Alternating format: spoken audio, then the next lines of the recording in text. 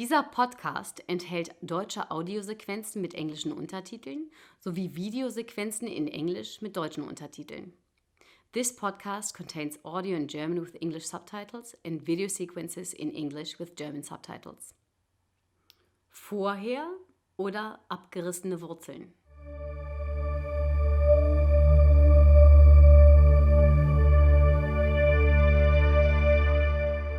Namaste, werte Nachbarschaft! Heute wird es um eine zentrale Figur in unserer Bewegung gehen, Dharma Ewe.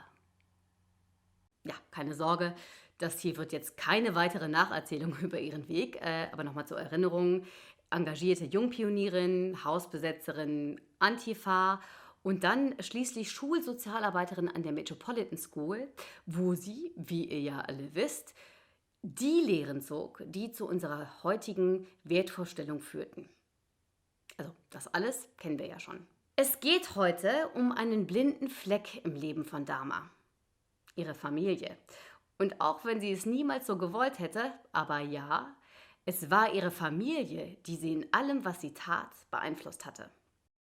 Die Vorbereitung für diesen Podcast begann schon vor einiger Zeit. Es war wirklich nicht leicht, etwas zu finden, das wir alle noch nicht wissen und dennoch von Relevanz für uns ist. Und deshalb richtete ich mein Augenmerk nicht auf die offensichtlich relevanten Dinge, sondern auf das Nebensächliche. Und als ich dabei auf etwas stieß, das, wie ich finde, eine große Entdeckung ist, da ließ es mich nicht mehr los. Educational video intermission. There was no doubt. This is what we all know now. But before, it was looking like this.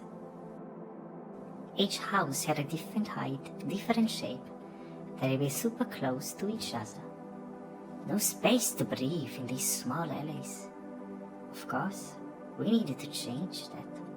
Already, in 1871, August Oth drew a plan to destroy the shithole and to therefore change the course of destiny forever.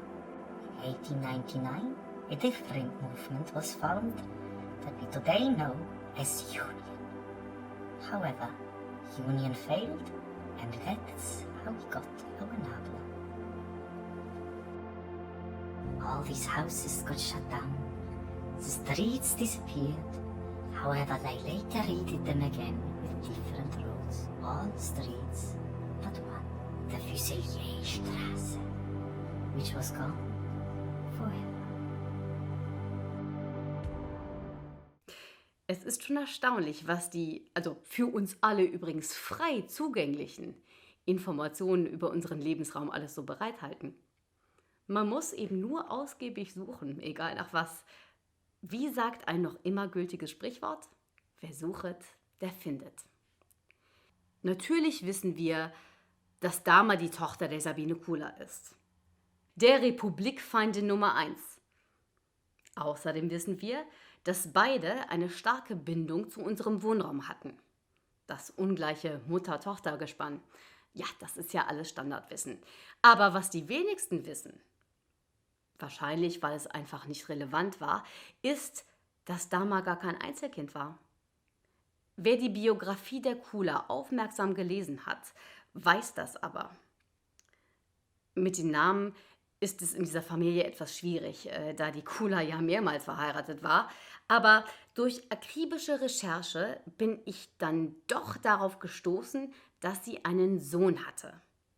Der kam ziemlich genau 10 Jahre nach Dharma auf die Welt, also 1984. Leider waren die Informationen über Kulas ersten Mann sehr spärlich. In allen Unterlagen wurde er lediglich mit N. abgekürzt. Das musste also auch der Anfangsbuchstabe vom Nachnamen des Jungen gewesen sein. Ich hätte die Schulunterlagen aus der Umgebung von damals durchforsten können, doch die Chance auf Erfolg schien sehr gering. Wurde das Kind nun 1990 oder 1991 eingeschult? In der DDR oder schon im Westen? Das war bestimmt ein himmelweiter Unterschied. Bildungsvideo. The Füsilierstraße was the only one of these alleys that made a small turn. One of the houses that were on it was the Women's Asylum on number 7. It was built in 1870, and its mission was to house homeless women from around the shithole. Every day, there was a big queue to get inside. Women were only allowed to stay there 5 times a month. For free, a woman could get a bed to sleep, dinner, breakfast, running water, and a dream by that time in a toilet. The house mother was Frau Emilia Bergen. She took over that role when her mother died a year after the house just opened, and she managed it for the next 26 years. Weißt du, was das vorher war?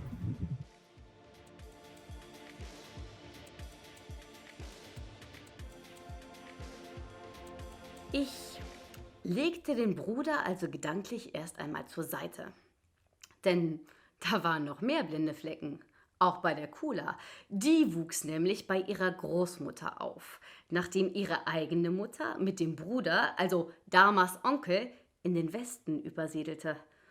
Und ausgerechnet von diesem verschollenen Strang der Familie hat Dama ihren Nachnamen. Ewe. Im Video wird jetzt ein Stammbaum eingeblendet. Also, was für ein Durcheinander. Das ist natürlich für unsere Recherche ziemlich schlecht. Alles, was sich außerhalb der Demarkationslinie von Blecher abspielte, ist nämlich nicht so leicht verfügbar. Also als kleiner Tipp, ja, eine Suchanfrage über irgendeinen Verwandten aus dem Münsterland zu stellen, wird im Sande verlaufen, solange ihr nicht wisst, in welcher Republik dieser Verwandte heute wohnt. Da müsst ihr erstmal alle Republiken im Umkreis anschreiben und bis da eine Antwort kommt. Ja, das kann lange dauern. Ja, also Münsterland war jetzt nur ein Beispiel.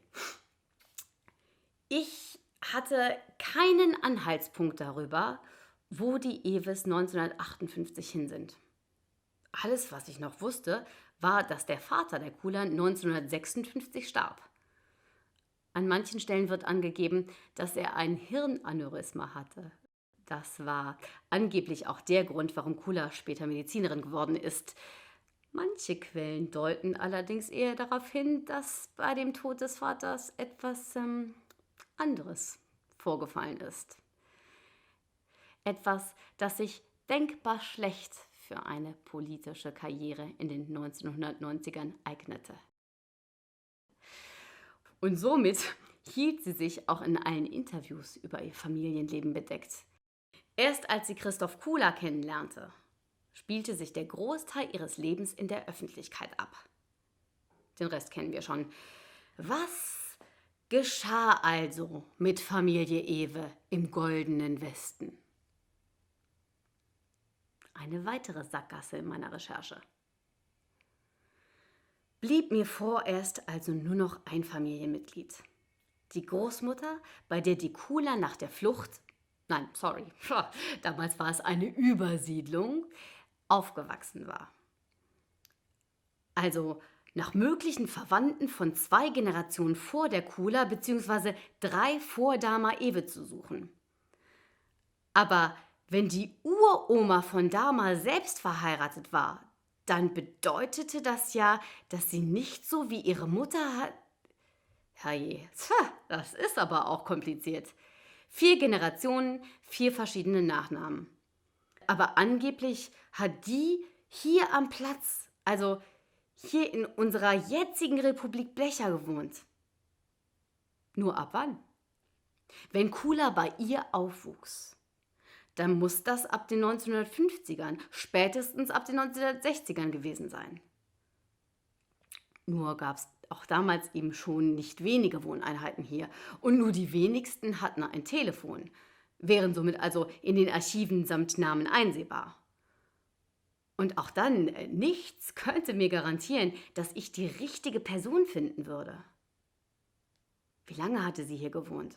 Bis wann hatte sie gelebt? Eine weitere Person, deren Lebensgeschichte im Nabla verschwunden ist. Educational video intermission. In 1902, the city of Berlin decided the creation of the Nabla. That's how we got our smash hit documentary, The Demolition of the Scheunenviertel. The first season aired from 1906 to 1908 and featured the demolition of these blocks. The Women's Asylum was cancelled in an episode of 1907. In one of the last episodes of the first season, the murder of Hermann Blecher occurred. After some years with the square just being fine by itself, some new houses were built at the Volksbühne in 1914. In 1922, the Schmidt-Curse striked. Since the late 1920s, the Baltic blocks filled the gaps at the corner of our Rheinheimer. From 1934 to 1935, the second season of The Demolition of the Scheunenviertel was aired. It featured the demolition of these blocks and replaced them with the Nazi houses. For now, the Nabla was finished. After some more or less significant demolitions in the 1940s, some more gaps had to be filled eventually. And in the late 1980s, a third season of The Demolition of the Scheunenviertel was planned. However, it was cancelled last minute for mysterious reasons. Finally, around the millennium, the last epoch of the Nabla started with the building of the evil family, eventually causing the collapse of the public sphere and the life that we now know as the Weimar. Bei dieser Gelegenheit möchte ich eine Suchmeldung abgeben. Wir alle kennen das Foto von der Kula mit einem weiteren Menschen. Das Foto wird auf 1985 datiert. Ihr seht es jetzt auch hier eingeblendet. Der Ort ist die Mulakstraße und der andere Mensch auf dem Bild wird als ihre Freundin Jutta angegeben. Jutta scheint dasselbe Alter wie die Kula zu haben. Wenn jemand also einen Menschen kannte oder kennt, der sich Jutta nannte und etwa zwischen 1952 und 1956 geboren ist und sich in den 1980ern mal zu irgendeinem Zeitpunkt mit Sabine Kula in unserer Nachbarrepublik Vollborska aufgehalten hat. Also, falls dieser Mensch noch lebt, dann müsste sie heute so Mitte 70 sein, dann freue ich mich über Benachrichtigungen. Es gibt auch nichts zu befürchten. Ja, das ehemalige Umfeld der Kula ist heute gereinigt. Potenzielle Konterrevolutionäre existieren de facto gar nicht mehr. Die Kontaktaufnahme geschieht dann einzig und allein, um mir über die Geschichte meines Wohnraums Wissen anzueignen und es eventuell an meine Zuhörerschaft hier im Podcast weiterzugeben. Mal sehen, vielleicht kommt ja noch was. Jedenfalls war auch das natürlich längst noch nicht das Ende meiner Geschichte. Ja, keine Sorge, ich habe doch noch etwas herausgefunden. Ich halte Zwiegespräch mit jemandem aus einem der Pölzig-Blocks 14, hier am Teil der kleinen Alexanderstraße. Genau, da wo die Kula, ja, lassen wir das. Irgendwann kamen wir in einem unserer Gespräche mal auf das Thema meiner im Sande verlaufenden Recherche über die Familie Ewe Kula. Und diese Person, das sind jetzt keine Rückschlüsse auf ihre biologischen Merkmale. Der Artikel bezieht sich auf die Person. Ja? Also diese Person hat vor einiger Zeit den Auftrag bekommen, einer pflegebedürftigen Person aus ihrem Haus in ihrem Alltag zu helfen. Inzwischen ist die zu pflegende Person nah am Ende ihrer menschlichen Existenz. Deswegen wurde mir die Erlaubnis gegeben, hiermit bereits die Erinnerung an sie einzuleiten und sie bei ihrem Namen von vorher zu nennen. Es handelt sich dabei um Ingrid Braschke, geboren 1939. Sie zog 1978 in jenen Wohnraum, den sie auch heute noch bewohnt, und ist somit Heute das Mitglied, welches am zweitlängsten in unserer Republik Blecher wohnt.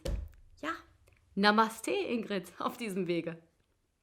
Also Ingrid hat noch viele klare Gedanken, ja, doch machen zahlreiche körperliche Verschleißerscheinungen es ihr schwer, diese auch zu artikulieren. Mein Antrag auf personenbezogene Informationsbeschaffung durch eine dritte Person wurde mir in Vorbereitung auf diesen Podcast genehmigt. Ich konnte also durch die Person aus meinem Zwiegespräch, sorry, das ist jetzt echt anstrengend, ich nenne sie oder ihn, jetzt einfachheitshalber mal Emil. Also ich konnte durch Emil Kontakt zu Ingrid aufnehmen. Das war nicht sehr leicht, ja. Und auch das hat einige Zeit gedauert, aber es führte tatsächlich zu etwas. Der Dame Kula löste nichts als resigniertes Kopfschütteln bei ihr aus. Der Name Ewe ließ sie immerhin zögern. Und als Emil dann Dama erwähnte, versuchte Ingrid, den Gruß unserer Bewegung zu verziehen. Aber Emil bat die von sämtlichen Knochenkrankheiten geplagte Frau, davon abzusehen. Er zeigte ihr dann schließlich das einzige uns noch bekannte Foto der Kula und da lachte sie auf. Sie zeigte vehement auf die Tür, die zum Treppenhaus führte. Ja, natürlich, da nebenan ist das Sperrgebiet, in dem die Kula ist, das wissen wir alle, nichts Neues. Aber mit einigen Gestikulationen gelang es Ingrid und Emil dann doch noch, sich zu verständigen. Auch dadurch, dass immer einige Satzfetzen oder Wörter über Ingrids Lippen gelangten. Schon früher, Dame, niemand. Hä? Ja, werte Nachbarschaft. Das ist der große Fang, den ich machen konnte.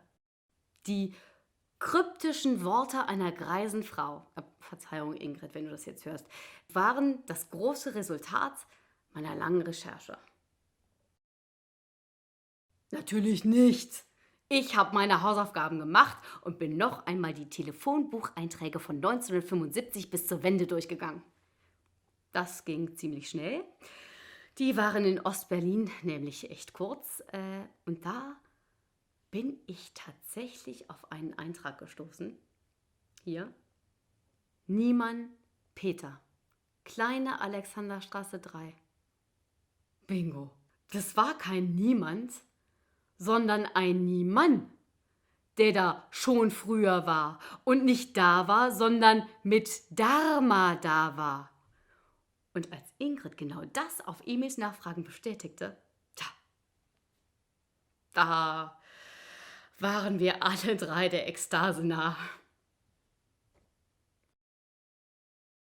Es war das fehlende Puzzlestück, welches so vieles erklärt. Dass Dama Ewe und Sabine Kula einmal als Frau und Tochter Niemann in der kleinen Alexanderstraße 3 wohnten. Durch Kulas Biografie war ja schon deutlich, dass die Familie stark durch unseren Wohnraum geprägt wurde. Aber dass diese Zeit sie so geprägt hat, dass darin offenbar auch der Grund besteht, warum sie genau hier, also an ihrem ehemaligen Wohnraum, nun ihre Isolationshaft bis zum Ende der Existenz verbringen muss. Und zwar ohne die uns zustehenden Privilegien von regelmäßigen Zwiegesprächen, freier Essenswahl und Zugang zu allen Mediatheken und Informationen zu unserem Wohnraum. Das, werte Nachbarschaft, ist etwas Neues, das ich für uns herausgefunden habe. Ob man will oder nicht, man kehrt einfach immer dorthin zurück, wo man eigentlich herkommt. Dieses künstlich hergestellte Gefühl der Suche nach der Ferne, das die Welt davor bestimmt hat, das war alles Quatsch und hat nur unserem Planeten geschadet. Bildungsvideo. It's our goal to remember these that nobody wanted to remember. All the forgotten souls of the ship toll, whose houses were teared down so that a few of us could be given a space. How foolish of us. Let's remember for Bergen and those who are queuing at the Women's Asylum. Let's remember our grandmothers. Let's remember our roots, even when we cut them a long time ago.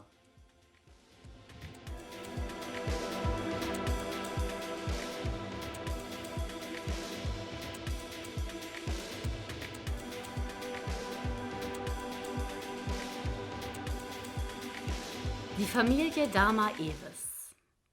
Sie bleibt ein für uns alle faszinierendes und aber gleichwohl abstraktes Konstrukt mit vielen blinden Flecken und abgerissenen Wurzeln. Und ich bin mir sicher, dass du, liebe Dama, von wo auch immer du uns gerade zuhörst, genau damit sehr zufrieden bist.